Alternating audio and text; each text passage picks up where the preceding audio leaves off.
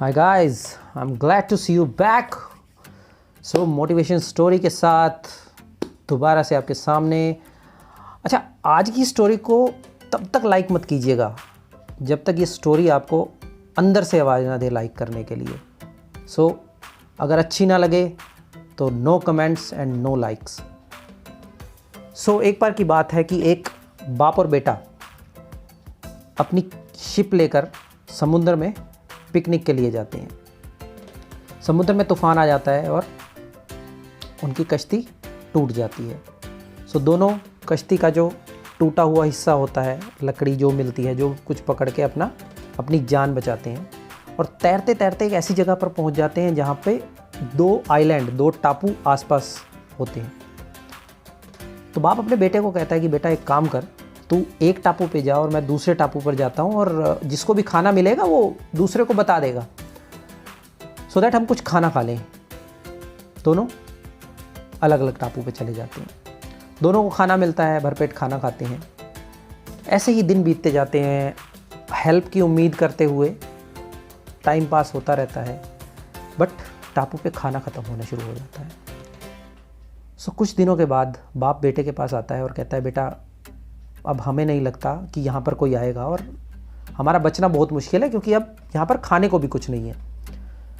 तो हम लोग सिर्फ एक काम कर सकते हैं कि हम लोग भगवान की प्रार्थना करते हैं सच्चे मन से, शायद ऊपर वाला ही सुन ले। सो बाप एक टापू पर चला जाता है, बेटा दूसरे टापू पर रहता है और दोनों प्रार्थना करना स्टार्ट करते हैं। कुछ दिन की प्रार्थना के बाद बेटे को लगता है कि हाँ, भगवान उसकी बात सुन रहा है। तो कहता है भगवान इस टापू पे बहुत सारे पेड़ पौधे उग जाएं और उस पर फ्रूट लग जाए, सो दैट हम लोग खाना खा सकें। एकदम से उस टापू पे बहुत सारे पेड़ पौधे उग जाते हैं। बेटा देखकर हैरान हो जाता है, बट चेक करने के लिए वो दोबारा भगवान से कहता है कि भगवान मुझे बहुत सारा खजाना मिल जाए। स्नैप ऑफ फिंगर एंड वहाँ पे खजाना सामने होता है। बेटा बहुत खुश होता है कि भगवान उसकी सुन रहे हैं।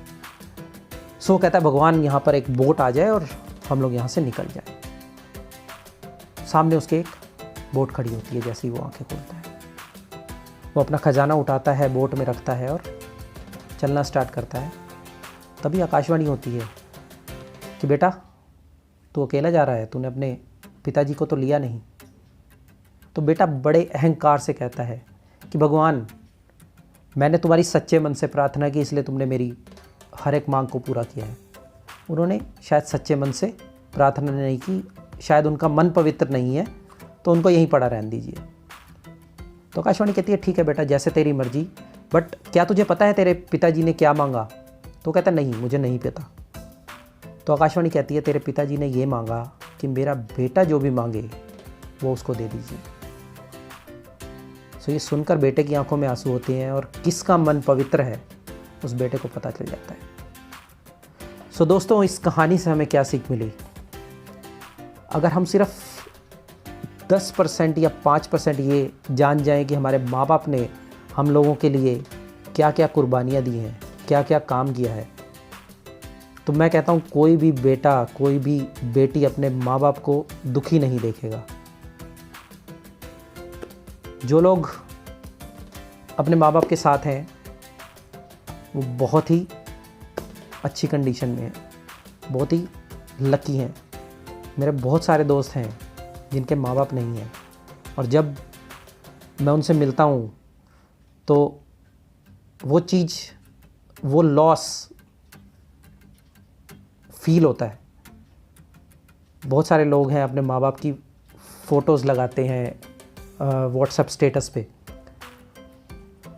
सो दोस्तों, ये भगवान का दिया हुआ एक सबसे बड़ा गिफ्ट है आप लोगों के पास, हम लोगों के पास। सो बस इतना कहूँगा कि उनको कभी दुख मत पहुँचाइएगा। So thank you very much. Story अच्छी लगी हो तो